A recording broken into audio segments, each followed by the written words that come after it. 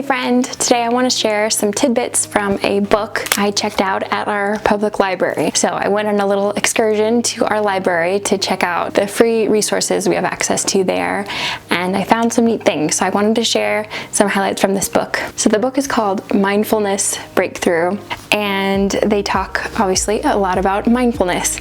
And I love that they equate mindfulness to almost like a childlike way of being. So back when you were a kid and you just took everything for what it was without judgment, noticed little things like the insects crawling on the floor and seeing it without a bias and just taking it all in and observing, which I thought was really cool. And they describe it as this way of living that we choose. So it's more than just a state of mind or a temporary exercise. They describe how we can achieve greater happiness through simply appreciating what we have. Mindfulness can help us learn what we enjoy most. We're often in auto mode all the time, and this is a way of being able to evaluate what you're experiencing and become more aware of the things that you like to do the most, and even help us manage chronic pain and those types of things in our life. Overall, overarching experience that can happen for us. And then it can help us improve ourselves by recognizing and addressing those automatic negative thoughts that we're having. We can't really work on those if we're not aware of them. Any negative thoughts or unhelpful habits that are really just hurting us. Discussing habits of the body. We are often not present within our bodies. We're not mindfully listening to our bodies.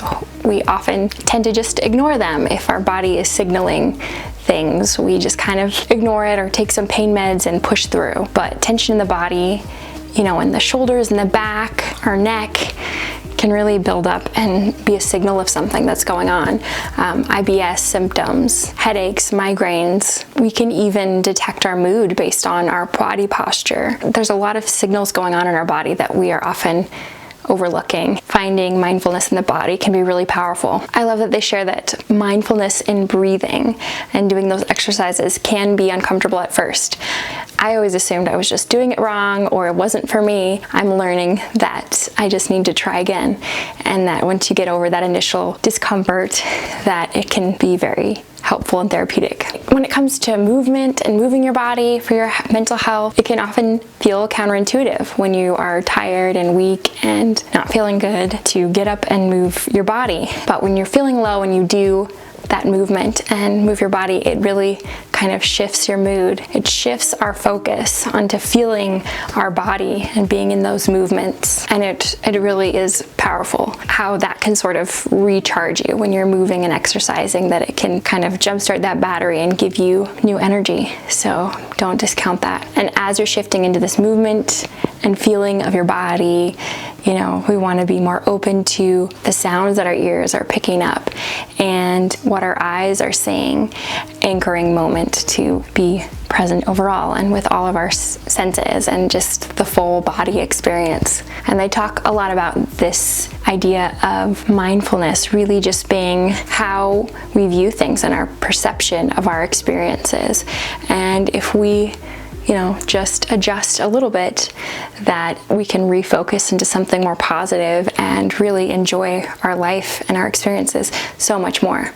And there's, some things to be aware of with our perspective on things. The creative mind fills in gaps. The ADHD brain is particularly good at this. They're creative minds, so they will fill in the blanks, and often in a negative way. Seeing a behavior, we can interpret that as something involving us, and assume that they didn't call because they're mad at us, or jump to conclusions, and that can be harmful. So we have to be aware that our perception of things needs to be balanced, and that we can kind of shoot ourselves in the foot sometimes when we fill in the blanks too much and get ahead of ourselves. We just need to find ways to adjust and reframe our mindset, and there's so much potential. So I hope you guys can practice living in the moment a little more and just appreciating everything in your life and all that there is to see and experience. So yeah, those were kind of my thoughts. I hope you enjoyed. Make sure you click on this video to see more, and we'll see you next time. Bye.